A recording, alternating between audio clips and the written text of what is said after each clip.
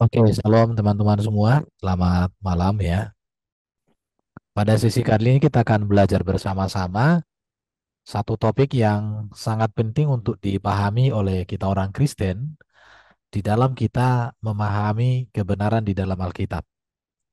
Kata Tuhan ini atau penggunaan atau makna dan penggunaan kata Kyrios atau Tuhan dalam Alkitab Perjanjian Baru secara khusus ya, yang saya soroti pada sesi kali ini dalam Perjanjian Baru. Bagaimana sih penggunaannya? Apakah makna Tuhan ini sama dengan seperti pemahaman di dalam KBBI atau sama dengan pemahaman orang Muslim tentang kata Tuhan? Karena bagi orang Muslim Tuhan itu artinya pencipta alam semesta, namanya Allah Subhanahu wa taala gitu ya. Apakah demikian? Itulah yang mau kita pelajari dan kita akan melihat data-data di dalam Alkitab sebagai acuan kita untuk menegaskan kebenaran tentang makna dan penggunaan kata Kyrios atau Tuhan dalam Alkitab ini. Kita harus mengerti ya, kata Tuhan dalam Alkitab teks Yunani adalah Kyrios. Dan saya melihat di dalam interlinear, kata ini digunakan sebanyak 717 kali yang memiliki arti saat LAI menerjemahkannya dalam bahasa Indonesia menjadi banyak. Jadi arti kata Kyrios ini ketika LAI menerjemahkan Alkitab dari bahasa Yunani ke bahasa Indonesia, maka pengertian kata Kyrios ini sangat luas. Dan ini seringkali atau banyak orang awam tidak mengerti. Sehingga hari ini kita coba belajar bersama-sama, memberikan informasi kepada yang belum, dan kepada kita yang sudah mengerti semakin memantapkan dan bisa memperkaya pengetahuan kita tentang apa sih makna kata Kyrios yang 717 kali di dalam Alkitab. Dari hasil saya membaca dan saya melihat, kata Kyrios ini memang diartikan sebagai Tuhan ya, tetapi juga diartikan Tuhan. Contohnya di dalam Matius 8 ayat 2, 6 dan 8. Kata Tuhan di dalam Matius 1 ayat 20, 22 dan ayat 24 dan banyak lagi. Saya tidak menuliskannya. Teman-teman kalau pengen tahu secara detail, tinggal nanti bisa dicek di interlinear Yunani Indonesia yang juga diterbitkan oleh LAI. Itu bagus. Tinggal dicek di situ. Ada banyak di situ kata 717 kali yang maknanya sangat luas. Namun juga kata kiros ini juga rupanya diterjemahkan menjadi raja. Contoh dalam Matius 18, 25, 27, 31, 32. Makanya ketika orang tidak memahami makna kata Kyrios atau Tuhan di dalam Alkitab ini, itu memang menjadi satu pergumulan atau satu keadaan yang mengakibatkan sebuah pertanyaan itu ya, atau pemahaman menjadi tidak utuh gitu. Baru saya temukan juga kata Kyrios ini diterjemahkan sebagai kaisar. Di Kisah Rasul 25 ayat 26. Kata kaisar di situ itu dari kata Kyrios. Kemudian juga diartikan sebagai pemilik dalam Lukas 19 ayat 33. Dan banyak lagi kata-kata pemilik di sini. Artinya seseorang itu memiliki sesuatu bisa diartikan Kyrios atas sesuatu itu gitu ya. Kaisar dia juga menjadi seorang Kyrios di dalam kekaisarannya. Raja juga demikian. Nah, kemudian yang terakhir saya temukan kata Kyrios juga diartikan sebagai Bapa dalam Matius 21 29. Jadi pemahaman atau kata Kyrios ini sebenarnya maknanya luas. Dan bagaimana kita memahami dan mengapa LAI ketika menerjemahkannya menjadi banyak sekali gitu ya. Memang salah satu keunggulan bahasa Yunani itu adalah satu kata bermakna banyak. Itu salah satu contoh kayak melihat. Melihat itu bisa artinya melihat, mendengar, dan memahami sampai ke hati. Eidon. Contoh seperti itu ya. Maka penting sekali. Kemudian mari kita lihat ya. Kalau di dalam KBB, sebagaimana sampaikan tadi di awal, di dalam KBB Tuhan itu diartikan sesuatu yang diyakini, dipuja, dan disembah oleh manusia sebagai yang maha kuasa, maha perkasa, dan maha esa. Dan inilah definisi yang digunakan oleh KBBI. Dan ini yang menjadi acuan para polemikus ketika mereka bertanya tentang ketuhanan Yesus. Ini ini acuan mereka. Sehingga ketika mereka bertanya tentang ketuhanan Yesus, yang di otak mereka itu, yang di pikiran mereka itu ya makna KBB ini. Tetapi harus diketahui, kalau di dalam kekristenan, kata Tuhan dalam konteks perjanjian baru itu sebenarnya merupakan gelar. Makanya kata Kyrios itu gelar, atau bisa sebagai panggilan, atau bisa sebagai jabatan. Contoh raja, itu jabatan, itu gelar, atau pemilik, itu gelar.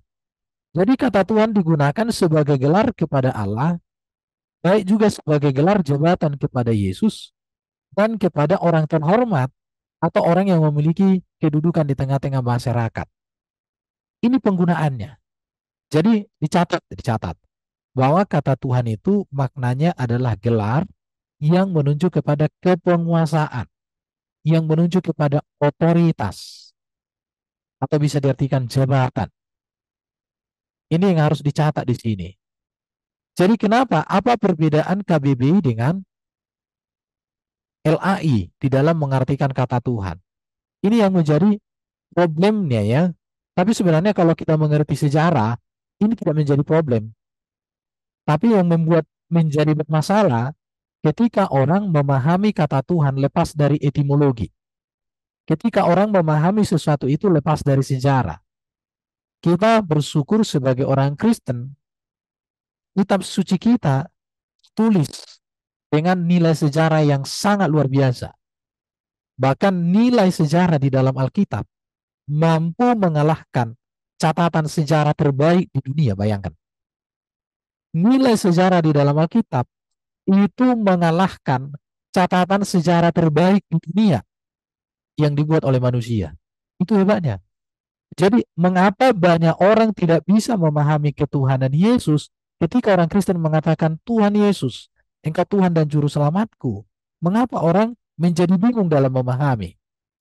Karena makna kata Tuhan dalam Alkitab Perjanjian Baru tidak benar jika mengacu kepada kata-kata Tuhan dalam KBBI. Menjadi berbeda, menjadi tidak nyambung. Kenapa? Karena Alkitab terjemahan tidak mengacu kepada makna kata yang tertulis dalam KBBI karena Alkitab sudah diterjemahkan sebelum KBBI diterbitkan. Di sini yang harus diperhatikan, ini catatan sejarah. Alkitab kita itu 1974. Kalau kita cek Alkitab itu. Sedangkan KBBI ini 1988. Ini masalahnya.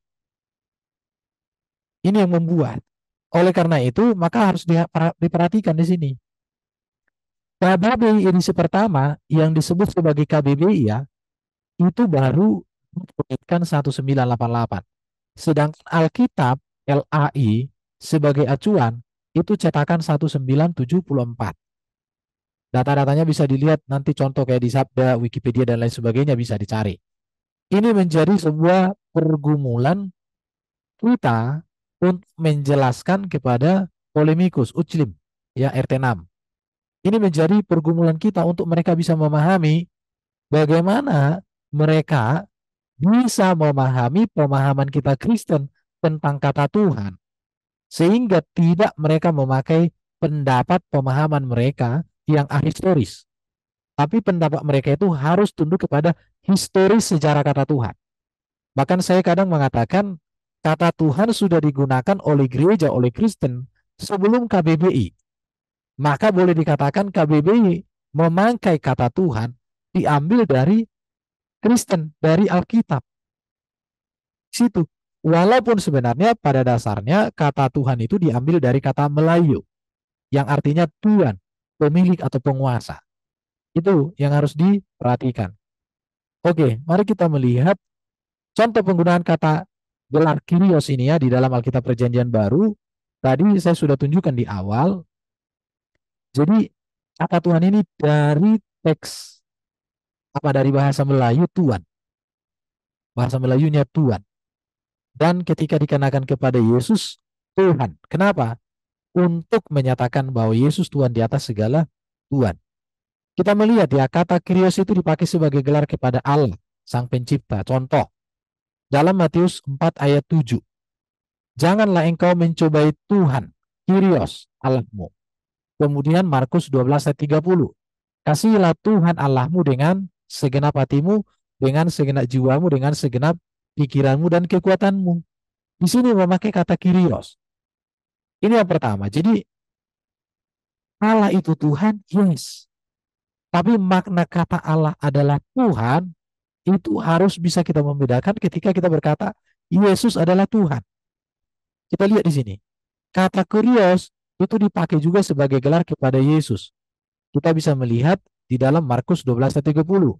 Sesudah Tuhan Yesus, sesudah Kyrios Yesus berbicara demikian dan seterusnya, di sini jelas sekali Yesus dipanggil sebagai Kyrios. Bahkan Yohanes 13 ayat 13 juga ketika Yesus mengatakan akulah guru dan Tuhan, Kyrios. Kyrios di situ artinya memang Tuhan di dalam Alkitab kita. Kemudian Yohanes 11:27, iya Tuhan, Kyrios, aku percaya engkaulah Mesias.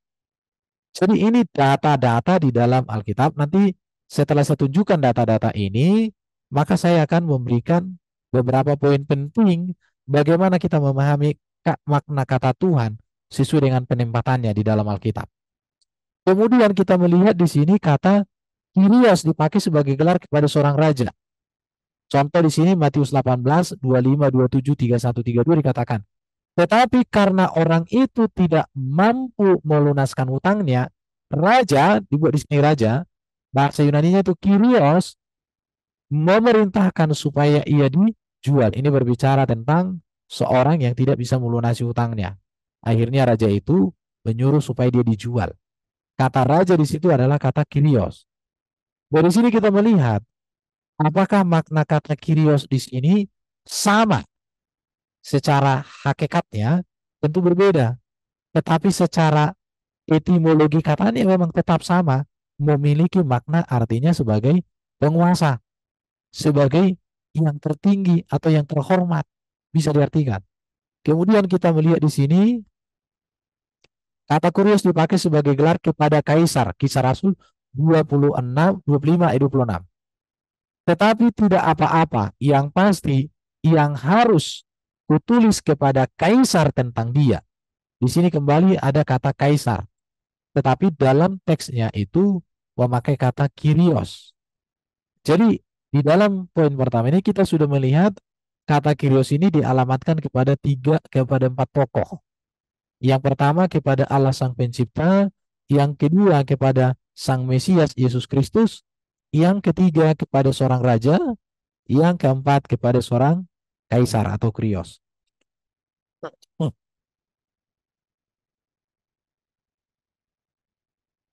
Oke, kita lanjutkan ya. Ini masih data-data, jadi sifatnya saya bacakan. Contoh, berikutnya penggunaan kata gelar Kyrios dalam Alkitab. Kata Kyrios dipakai sebagai gelar kepada orang yang memiliki hamba. Dalam Kolose pasal 4 ayat 1 dikatakan, hai Tuhan, berlakulah adil dan jujur. Kata di sini saya lihat di dalam teks Yunani itu memakai kata Kyrios. Jadi tadi sudah kita lihat ya, Raja, Kaisar, Yesus, Allah sendiri. Sekarang di sini kepada seorang yang memiliki hamba. Artinya hamba itu menjadi Kyrios atas eh, seorang Tuhan itu disebut sebagai Kyrios untuk hamba-hambanya. Kemudian dalam 1 Petrus 3 ayat 6, bahkan kata ini dipakai kepada seorang yang bernama Abraham. Sarah taat kepada Abraham dan menamai dia tuannya, Kyrios, Tuan. Kita tahu ya Sarah dengan Abraham itu suami istri, tapi Sarah ini sangat menghargai suaminya, menghormati suaminya, dan dia memanggil suaminya sebagai Kyrios, Tuan. Jadi makna kata Kyrios ini memang sungguh luar biasa ya, harus dipahami. Makanya kalau orang membaca Alkitab ini tanpa memahami konteks kata Tuhan ini, kadang menjadi rancu. Dan nanti saya tunjukkan contoh kerancuan yang saya temukan ketika saya contoh diskusi kemarin dengan Malikil ya. Ada kata Tuhan yang sangat rancu dia gunakan. Nanti kita akan lihat. Kata Kyrios itu bahkan dipakai sebagai panggilan atau gelar kepada pemilik keledai. Ini berbicara keledai yang tertambat yang digunakan oleh Yesus untuk pergi ke Yerusalem. Berkatalah orang yang punya Keledai itu kata yang empunya itu memakai kata kyrios, autos. Artinya apa di sini? Jadi kata kyrios itu bisa artinya pemilik, bisa juga artinya Tuhan, bisa juga artinya Tuhan. Sangat panjang artinya di dalam Alkitab kita. Kemudian kata kyrios dipakai sebagai panggilan kepada seorang bapa. Contoh, Matius 21:29, jawab anak itu, baik bapa, tetapi ia tidak pergi. Ini ketika ada dua perumpamaan seorang anak. Jadi memanggil sebagai kyrios, tapi diartikan sebagai bapa. Jadi dari pengertian-pengertian ini sungguh perlu kita belajar ya. Kemudian kata kyrios juga dipakai sebagai panggilan jabatan kepada malaikat. Kisah Rasul 10 ayat 3 dan 4 dikatakan, ia menatap malaikat itu dengan takut. Ia berkata, ada apa Tuhan? Jawab malaikat itu. Dikatakan di sini, ada apa Tuhan? Jadi mari kita memperhatikan data-data ini ya. Jadi dari sini kita melihat Yesus dipanggil Tuhan. Maknanya di sini tidak hendak menyatakan bahwa Yesus adalah Allah Bapa itu sendiri, tidak. Jadi ketika orang Kristen mengatakan Tuhan Yesus, tidak artinya bahwa Yesuslah Bapa di surga atau Yesuslah Tuhan Allah Sang Pencipta alam semesta, bukan. Bukan dalam makna itu. Saya mau tegaskan ya supaya jangan salah salah salah memahami. Saya sangat setuju mengatakan bahwa Yesus itu Allah di dalam hakikatnya sebagai firman. Tetapi ketika ada pernyataan Tuhan Yesus kepada Yesus, itu berbicara bahwa Yesus adalah penguasa. Itu berbicara kepenguasaan Yesus sebagai Mesias, sebagai firman Allah yang menjadi manusia, sebagai Raja segala raja. Itu maknanya di sini. Supaya semua orang mengerti. Jangan memahami bahwa Tuhan Allah artinya sama dengan Tuhan Yesus. Kenapa? Karena makna kata Kyrios itu sejatinya bermakna tentang kepenguasaan atau jabatan yang sangat tersohor dan tinggi. Bukan maknanya di sini Allah Bapa di surga. Memang ada kata Tuhan nanti yang maknanya itu menunjuk kepada Bapa di surga. Iya, betul sekali bahwa Yesus memiliki dua natur. Natur ilahi karena dia adalah firman Allah yang kekal di dalam hakikat Allah. Dan firman Allah lah yang menjadi manusia, menjadi daging dalam Yohanes 1 ayat 1:4 dan 14. Kemudian sang firman yang menjadi manusia ini diberikan nama sebagai Yesus yang artinya juru selamat. Allah menyelamatkan kita melalui firman-Nya yang menjadi manusia, itulah Yesus Kristus. Ini penting sekali untuk dipahami, apalagi di hari-hari ini ya saya lihat ya, banyak orang asal membaca saja, tapi tidak memahami maknanya. Itu yang membuat kita perlu apa ya. Jadi Tuhan Yesus artinya bukan Allah Yesus atau Yesus itulah Allah Bapa itu sendiri, bukan. Melainkan Tuhan Yesus di sini diartikan adalah Yesus penguasa, Yesus Tuhan, Yesus pemilik hidupku, Yesus junjungan. Jadi ketika kita berani mengatakan Yesus Tuhanku, tidak dalam maknanya Yesus Allah Bapakku, bukan. Yesuslah pencipta Allah, Allah Bapa pencipta alam semesta, bukan. Memang betul Yesus adalah firman yang olehnya Allah menciptakan langit dan bumi. Tetapi makna kata Tuhan Yesus tidak berbicara bahwa Yesus adalah Allah Bapa itu sendiri atau Bapa di surga, bukan. Tetapi berbicara bahwa Yesus penguasa, Yesus pemilik hidup kita, Yesus yang tertinggi junjungan, Yesus menjadi Tuhan di atas segala Tuhan atas diri kita. Maka ini sesuai dengan Filipi pasal 2 ayat 10 sampai 11. Di sini katakan apa? Allah sangat meninggikan Yesus dan mengaruniakan kepada Yesus nama di atas segala nama, supaya dalam nama Yesus bertekuk lutut segala yang ada di langit dan yang ada di atas bumi dan yang ada di bawah bumi, dan segala lidah mengaku Yesus Kristus adalah Tuhan bagi kemuliaan Allah Bapa. Kalau pemahaman kata Tuhan kepada Yesus di sini, pahami bahwa Yesus adalah Allah Bapa Sang Pencipta alam semesta, maka kalimat ini menjadi membingungkan. Karena Yesus Kristus adalah Tuhan artinya penguasa, pemilik, junjungan yang agung bagi kemuliaan Allah Bapa. Itu yang harus dipahami. Jadi Yesus adalah Tuhan, artinya Yesus adalah Tuhan di atas segala Tuhan kita, yang ditetapkan oleh Allah Bapa di surga untuk menyelamatkan kita, yang ditetapkan oleh Bapa di surga untuk memelihara kita, untuk menebus kita, untuk memberikan kita keselamatan, untuk memberikan kita hidup yang kekal. Artinya, ketika kita mengatakan Yesus adalah Tuhan, artinya semata-mata kita menggantungkan seluruh hidup kita kepada Kristus. Pengenalan kita kepada Bapa di surga, kita gantungkan kepada Kristus. Berbicara kemenangan kita atas dosa, kita gantungkan kepada Kristus. Berbicara kemenangan kita atas iblis, kita gantungkan kepada Kristus. Berbicara tentang kebangkitan dan kehidupan yang kekal, kita semuanya gantungkan kepada Kristus. Itulah makna kata Tuhan untuk Yesus Kristus di dalam teks-teks Alkitab yang harus kita pahami. Memang banyak orang ketika saya jelaskan seperti ini, rata-rata biasanya orang itu apa ini teman-teman. Kenapa? Saya juga judul gitu. Ketika saya dapat pelajaran ini, apa iya, apa iya.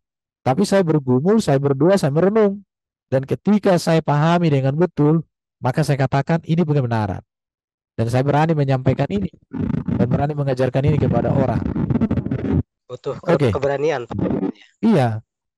Jadi ketika kita mengatakan Yesus adalah Tuhan, artinya Yesus Tuhan, penguasa, pemilik.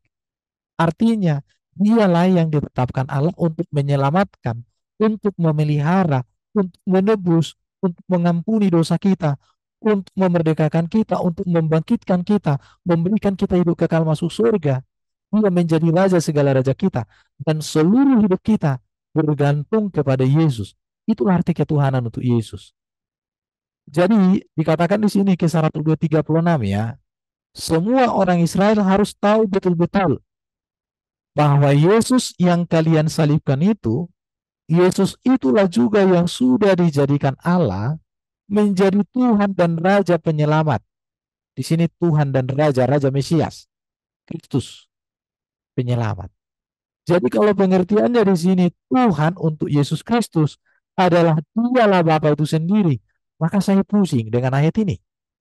Tetapi ketika berbicara Yesus Tuhan artinya kepenguasaan Bapa dinyatakan oleh Bapa, diwujudkan oleh Bapa melalui Sang Firman yang menjadi manusia. Ayat ini sangat luar biasa dan sangat jelas dan tegas untuk bisa kita pahami. Ini butuh keberanian dan butuh kerendahan hati untuk menerima pengajaran ini. Iya, saya berdiskusi dengan sekolah teologi dulu, saya pernah di salah satu sekolah teologi ya, saya alumni, saya ceritakan aja. Ketika saya menjelaskan ajaran ini, saya dikatakan, kau sudah sesat, katanya sama saya. Bahkan sampai saya dikeluarkan dari grup. Tetapi beberapa orang yang menerima pengajaran ini mengatakan, kenapa baru sekarang saya mengerti? Akhirnya mereka menyesal. Beberapa mengatakan, kenapa baru sekarang aku mengerti? Aku mengerti yang dimaksud. Saya jelaskan, saya kasih videonya, silakan dipelajari. Sampai dulu dibilang orang, nanti jasanya kita tarik katanya. Tapi mereka yang menolong mengatakan demikian ketika saya buat pengajaran-pengajaran yang runut dan mereka melihat, maka mereka katakan, inilah yang dicari-cari. Itu yang membuat saya maka semangat untuk terus mau membuat PPT kayak gini dalam mengajar. Jadi Yesus tepat dipanggil Tuhan tidak masalah juga atau penguasa sebab Yesus memang adalah Tuhan penguasa atas segala Tuhan. Sebab pribadi Yesus adalah utama di atas semuanya. Kadang kalau saya dengan dulu waktu masih zaman CIA, ya gak masalah kau katakan Yesus Tuhan pun gak masalah. Tapi dia Tuhan di atas segala Tuhan dan tidak ada di dunia ini yang posisi ketuhanannya yang bisa disamakan disandingkan dengan Yesus. Itu saja. Gak usah kau pusing-pusing. Kalau orang ngotot bahwa kata Kyrios harus Tuhan, gak masalah. Kalau orang Inggris sebenarnya gak pala susah memahami nih. Karena bahasa Inggrisnya Lord, gampang. Ini saya sudah baca tadi, Allah sangat meninggikan Yesus. Kalau Yesus adalah Allah Bapa, maka saya bingung. Allah Bapa meninggikan Allah Bapa, berarti Allah Bapa dua. Saya bingung juga, Allah Bapa punya daging, Allah Bapa punya darah, dan semuanya repot. Dan mengaruniakan kepadanya nama di atas segala nama, supaya dalam nama Yesus bertekuk lutut segala yang ada di langit, yang ada di bumi, dan yang ada di atas bumi. Segala lidah mengaku Yesus Kristus adalah Kyrios, Tuhan penguasa pemilik, junjungan. yang agung dan yang teragung bagi kita, bagi kemuliaan Allah Bapa di surga. Jelas sekali. Jika Yesus dipanggil Tuhan, apakah ini merendahkan posisi Yesus? Memang saya tetap mengatakan Yesus Tuhan. Tapi di dalam membangun satu diskusi dengan orang yang ngotot bahwa Yesus adalah Tuhan, maka saya katakan, apakah Yesus jadi pandangan sama dengan para Tuhan? Saya katakan, selama dia dikatakan di sini ya, 1 Korintus 15 ayat 24-25 dikatakan, mana segalanya selesai dan ia telah memusnahkan segala kuasa para penentang Allah, dia akan menyerahkan kekuasaan kerajaan Allah, yaitu ketuhanannya atau ketuhanannya kembali kepada Bapa di surga. Itu 1 Korintus. Jadi ketuhanan Yesus itu berbicara kepenguasaan Yesus, kemesiasan Yesus sebagai firman Allah yang menjadi manusia, yang berkuasa di bumi di surga, yang berkuasa untuk segala sesuatu yang terbaik untuk hidup manusia. Ada pada Yesus. Karena gini, Bapa di surga itu kan Allah yang transenden, terang yang tak terhampiri, api yang menghanguskan, roh transenden. Kita tidak bisa menggapai dia, kita tidak bisa melihat dia secara bagaimana dia yang sesungguhnya sebenarnya. Pemahaman dan pengenalan kita terhadap Allah itu, puncak pemahaman dan pengenalan kita kepada Allah hanyalah melalui Kristus. Karena Kristus sang firman-Nya lah yang melaluinya lah Allah menyatakan diri. Yohanes 1 ayat 18. Tidak ada seorang pun yang pernah melihat Allah Bapa di surga. Tetapi Kristus Yesus yang adalah anaknya, adalah firman-Nya, dialah yang menyatakannya. Jadi pengenalan kita kepada Bapa sempurna ada di dalam Yesus. Maka karena itu ketika kita mengenal Yesus, kita mengenal Bapa. Karena Bapa menyatakan diri melalui Kristus. Tidak berbicara bahwa Yesus adalah Bapa itu sendiri, bukan. Jadi Abraham memang dipanggil juga sebagai dengan Kyrios ya, atau raja-raja lain, atau kaisar juga dipanggil Kyrios. Tetapi Yesus dipanggil sebagai Kyrios adalah Kyrios, Tuhan yang berbeda atau Tuhan yang berbeda, junjungan yang berbeda, atau pemilik yang berbeda dari mereka semua. Kenapa? Karena pribadi Kristus adalah Sang Firman, karena pribadi Kristus adalah Mesias, karena pribadi Kristus adalah Raja segala Raja, Tuhan di atas segala Tuhan, bukan seperti Kaisar. Kaisar dia berkuasa di dalam kekaisarannya saja, Raja menjadi raja di dalam kerajaannya saja, Tuhan tanah berkuasa hanya di batas tanahnya, tidak bisa ke tanah orang. Tuhan di dalam rumah tangganya berkuasa atas istri dan anak-anaknya, hartanya tidak bisa ke keluarga orang lain. Tetapi Yesus adalah Tuhan di atas segala Tuhan, Raja di atas segala Raja. Itulah yang dimaksud dengan ketuhanan Yesus. Baru kalau kita berbicara ketuhanan Yesus atau kemesiasan Yesus, maka kita melihat bahwa Yesus bukan benih biologis. Yesus tidak berdosa. Yesus sempurna perkataan dan perbuatan dan ajaran. Memiliki kuasa mengadakan mujizat, memiliki kuasa mengampuni dosa, berkemuka di dunia dan di akhirat, berkuasa di surga dan di bumi. Oleh karena itu, maka sangat penting memang memahami arti kata Tuhan ya. Mari kita melihat di dalam Alkitab ya, dari hasil saya belajar, kata Tuhan menunjuk kepada Allah Yahweh atau Bapa di surga yang Maha Kuasa pencipta alam semesta. Selalu saya lihat itu adalah konteks ayat tersebut itu kutipan. Ini harus diingat ya. Konteks ayat tersebut kutipan atau bicara tentang perjanjian lama. Ketika ayat-ayat yang ditunjukkan memakai kata Kyrios di dalam Alkitab, saya coba melihat ketika kata itu bermakna kepada Allah Bapa di surga, kepada Yahweh Elohim, maka saya lihat itu rata-rata adalah bahwa ayat itu adalah kutipan dari perjanjian lama. Yang pertama. Yang kedua, itu berbicara konteks perjanjian lama. Konteksnya. Atau berbicara kepada konteks Bapa di surga. Oke, jadi konteks ayat itu ya dari hasil pengamatan saya, konteks ayat itu kutipan, itu yang pertama. Yang kedua, itu berbicara perjanjian lama yang saya belum temukan. Jadi intinya di sini apa? Harus memahami konteks dari teks tersebut. Jadi tidak boleh sapu rata. Makanya di sini kita butuh belajar dengan teliti, bukan belajar sambil halusinasi. Karena sekarang ini kan banyak tafsir halusinasi. Jadi harus belajar pahami teks dalam konteks. Itu intinya. Tapi yang saya temukan ketika kata Tuhan itu berbicara kepada Allah Bapa di surga, maka konteksnya di situ adalah kutipan dari Perjanjian Lama atau berbicara tentang Allah itu sendiri. Di situ ya, bicara Perjanjian Lama atau kutipan. Kemudian Yesus dan para rasul itu seringkali bicara atau mengutip dari Perjanjian Lama. Maka setiap kata Tuhan di situ itu pasti bermakna kepada Bapa di surga. Di sini intinya adalah baca dengan teliti, pahami konteksnya. Pahami konteksnya. Harus itu ya.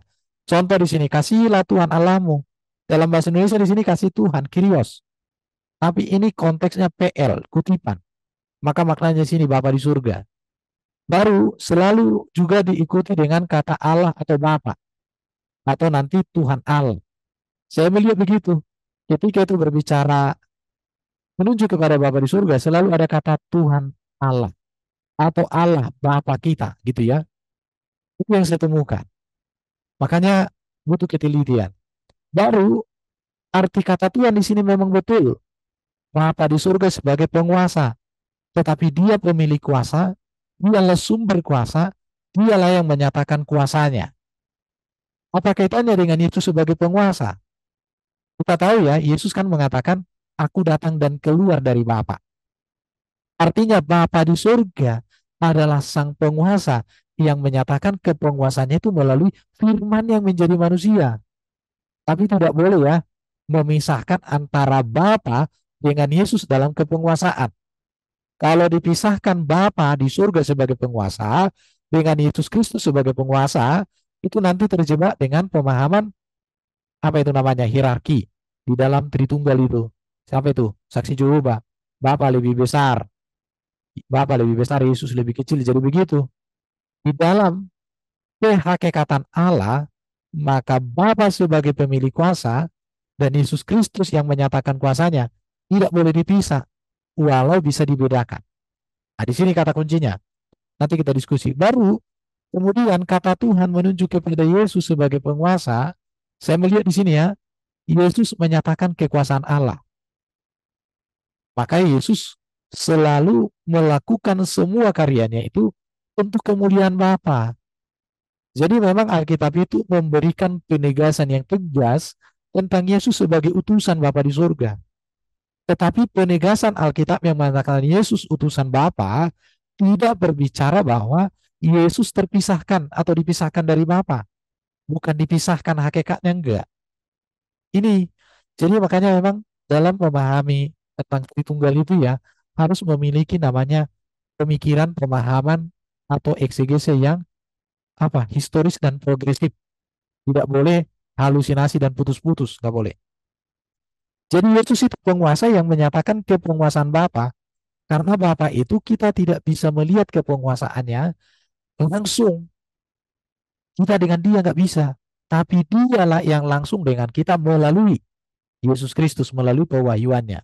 Ini harus dipahami. Kemudian, manusia tidak dapat melihat Allah secara langsung. Selalu melalui firman. Jadi manusia mengenal kepenguasaan Allah itu selalu melalui firman. Yang dinyatakan dalam teofani dan inkarnasi. Teofani itu konteks PL.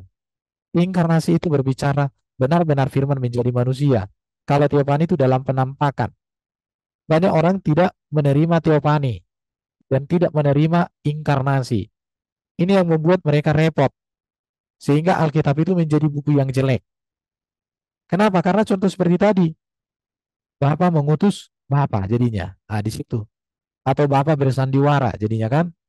Jadi Allah yang transenden menyatakan kuasanya di dalam Yesus sang firman-Nya.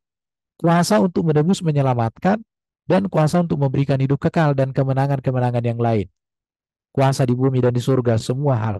Kemudian kalau kata Tuhan menuju kepada orang terhormat, maka perlu diperhatikan di sini ya, mengetahui kepada siapa kata Kyrios disematkan. Kalau itu manusia, seorang raja, berarti Kyriosnya terbatas di dalam kerajaannya. Di situ ya.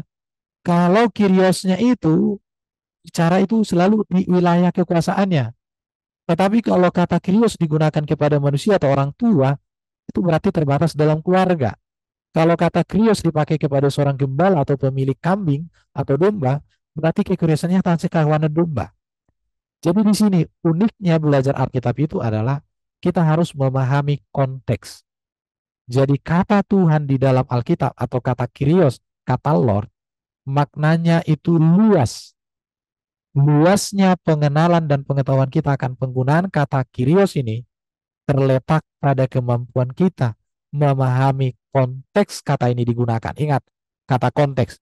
Jadi sehingga kita bukan memakai tafsir halusinasi, tapi kita memakai namanya memahami kebenaran sebagaimana kebenaran itu disampaikan secara utuh. Jadi bukan kita mengatasnamakan ini kebenaran. Roh Kudus yang mengajar aku. Ini repot juga ini. Karena hari ini banyak orang mengatakan tidak perlu sekolah teologi ya gitu ya. Tidak perlu sekolah ini gini gini gini. Roh Kudus akan mengajari. Aku pusing. Memang ada teman-teman juga yang nggak sekolah teologi ya, tapi mau belajar dari para teolog-teolog. Itu masalahnya. Tapi ada orang tidak sekolah teologi ya, mengatasnamakan Roh Kudus. Catatannya yang mau saya sampaikan, pengajar-pengajar sesat banyakkan dan sangat banyak sekali itu mengatasnamakan Roh Kudus, mengatasnamakan Tuhan. Itu coba dicek aja semua sejarah-sejarahnya itu. Semua mengatasnamakan Tuhan. Tapi sekarang bagaimana kita memahami pewahyuan yang progresif itu yang dinyatakan sejak dituliskan Musa sampai dikanonkan kitab suci kita ini menjadi kitab suci yang utuh, itu tidak boleh disangkal. Itu namanya. Jadi contoh ya, mengapa penting memahami makna kata penggunaan kata Tuhan ini di dalam perjanjian baru. Coba kita melihat di sini. Kita lihat ya. Di sini dikatakan Yesus memanggil Allah sebagai Tuhan. Tetapi di ayat lain dikatakan Allah membuat Yesus menjadi Tuhan. Kalau kita nggak memahami makna kata Tuhan, ini kalau orang Batak bilang, kita membuat Alkitab itu menjadi apa namanya itu? Menjadi nggak karuan. Coba dipahami dulu. Yesus memanggil Allah Bapa di surga sebagai Tuhan. Matius 11 ayat 25 dikatakan. Pada waktu itu berkatalah Yesus, Aku bersyukur kepadamu, Bapa, Tuhan langit dan bumi. Bayangkan. Kalau Yesus sendiri itu adalah Bapa itu sendiri. Kalau kita memahami kata Tuhan itu artinya Bapa di surga, ayat ini menjadi rancu. Apalagi kalau kita masuk ke dalam Kisah Rasul 36. Dibandingkan dua ayat ini, perhatikan di sini. Jadi seluruh kaum Israel harus tahu dengan pasti bahwa Allah telah membuat Yesus yang kamu salibkan itu menjadi Tuhan dan Kristus. Ini nggak bisa lagi nih dipahami nih. Kalau kita nggak bisa pahami makna kata Tuhan sebagai gelar kepenguasaan dalam konteks kepada Allah Bapa di surga dengan konteks kepada Yesus Kristus, maka dua ayat ini tidak bisa dijelaskan. Kita bersyukur ya punya pengajaran yang bisa menjelaskan ayat ini. Coba lihat, aku bersyukur kepadamu Bapa Tuhan langit dan bumi. Tapi jangan diseret. Berarti Tuhannya orang Kristen dua. Bukan bicara berapa Tuhan di sini ketika bicara ketuhanan. Tapi berbicara kepenguasaan, berbicara jabatan. Bukan berbicara hakikat Tuhan di kita. Tapi berbicara tentang otoritas. Ingat ya, ketika di sini ada kata, aku bersyukur kepadamu Bapa Tuhan langit dan bumi dengan Allah telah membuat Yesus yang kamu salibkan menjadi Tuhan. Bukan berbicara Tuhan dalam hakikat Sang Pencipta bukan, tapi Tuhan dalam konteks kepenguasaan. Nah, di situ. Contoh lagi di sini, ini paling lucu lagi. Maka penting sekali memahami makna kata Tuhan ya. Kalau di sini dikatakan Bapa Tuhan langit dan bumi, perhatikan ini ya. Ini Bapa Tuhan langit dan bumi, ini apa luar biasa kalau kita belajar Alkitab ya. Di sini, Bapa Tuhan langit dan bumi. Di sini dikatakan hanya ada satu Tuhan saja. Hanya ada satu Allah saja, perhatikan. Yang hebatnya lagi, di sini dikatakan kematian Tuhan. Nah, gimana lagi ini menjelaskan ini?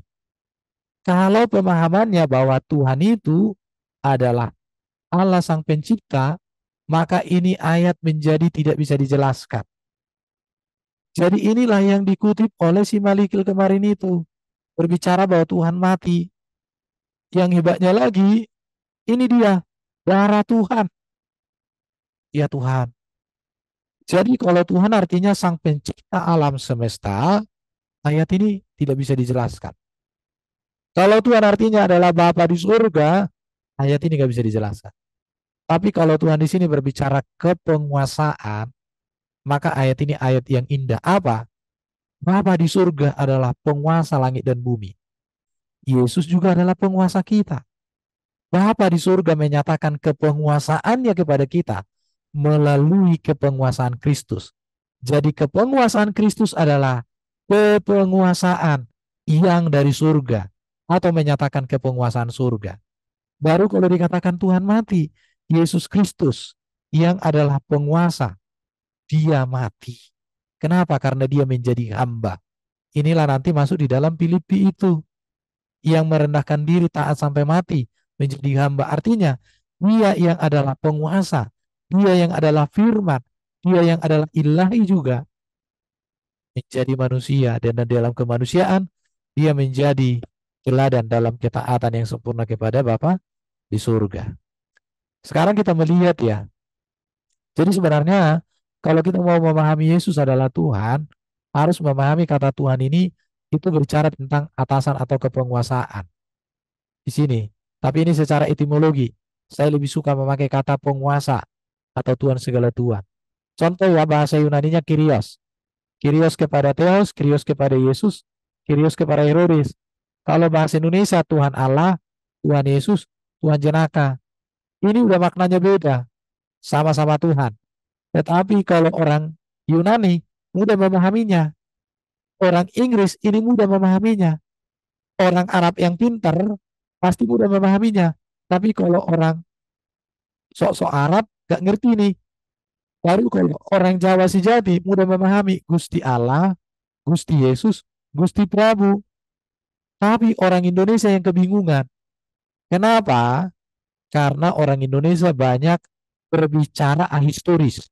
Apalagi kalau polemikus. Dikasih sejarah etimologi kata Tuhan, yang ada mulutnya komat kamit, otaknya nggak jalan, hatinya tumpul. Nah, itu yang membuat bermasalah. Jadi, melalui penjelasan ini, kita harus mengerti mulai dari sekarang, memahami beda atau memahami penggunaan makna kata Tuhan dalam perjanjian baru. Intinya di mana? Pahami teks dalam konteksnya. Pahami teks dalam konteks. Yang kedua, orang tidak akan bisa memahami materi ini kalau tidak memahami doktrin utama gereja, yaitu Tritunggal. Kalau orang nggak mengerti pemahaman atau ajaran doktrin Tritunggal, maka apa yang saya sampaikan ini pasti akan ditolak. Tapi kalau orang sudah mengerti doktrin ajaran Tritunggal, maka apa yang saya sampaikan itu akan diterima dan dicintai dengan bulat-bulat. Demikianlah dulu dari saya. Terima kasih kembali ke host. Silakan diperkaya di dalam diskusi. Terima kasih, Tuhan memberkati kita semua. Shalom.